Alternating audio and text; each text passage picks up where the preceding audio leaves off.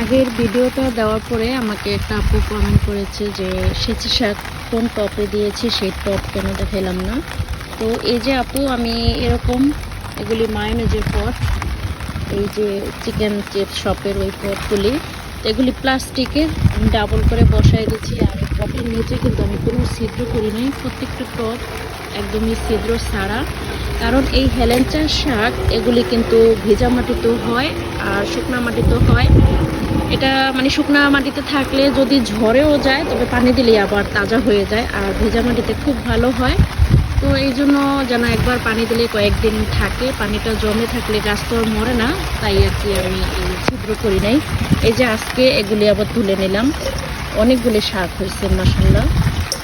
এভাবে করে এগুলি না একটু একটু করে মাথা ভাঙলে আস্তে আস্তে এগুলি আবার দুটা তিনটা করে মাথা বের হয়, আর এইভাবে করে টব ভরে যায়। আর একবারে আমি তুললে আমাদের একদিনের হয়ে যায় মাশাআল্লাহ।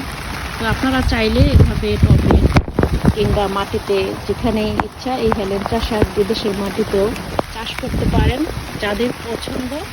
আফসোস করে লাভ নাই, কারণ নিজেরা করলে এত সুন্দর হয়। যত বড় যত বরফ পড়ুক, শীত আর যত ঠান্ডা হোক, বৃষ্টি যাই হোক না কেন, এগুলি কিন্তু কখনোই মরে না। তাই আমি মনে করি শীত প্রধান দেশে এই হেলেঞ্চা শাক চাষ করা খুব ভালো একটা সবজি। আপনারা চাইলে আমার মতো এভাবে করে আপনারাও চাষ করতে পারেন।